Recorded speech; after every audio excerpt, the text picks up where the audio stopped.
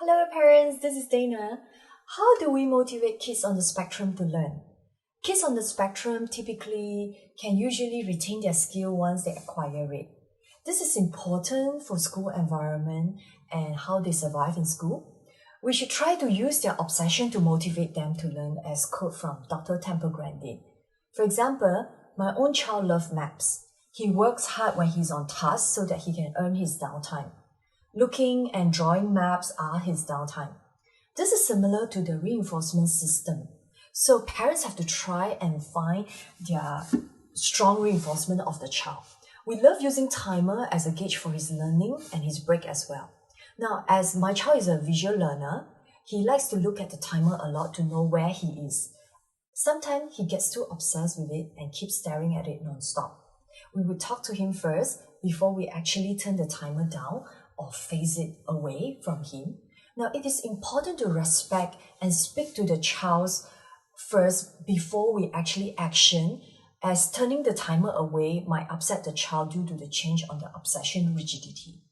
This is also because most kids on the spectrum are visual learners and they like to look at the timer a lot to know how much time they have got left. But because we do not want them to get distracted while they are doing their work or on task. So eventually, they actually need to wean off staring at the timer and off the timer and work within a reasonable time that they can gauge themselves. We can flash the timer to show them now and then when we try to wean it off for them to gauge their amount of time left. So gradually, it becomes less and less. As a visual learner, if the child also has sensory overloading processing issue, he probably needs the security on being aware of his working time and learning environment. When the child feels that he is in his comfort zone and he is in control of what he's doing, his concentration span would be enhanced.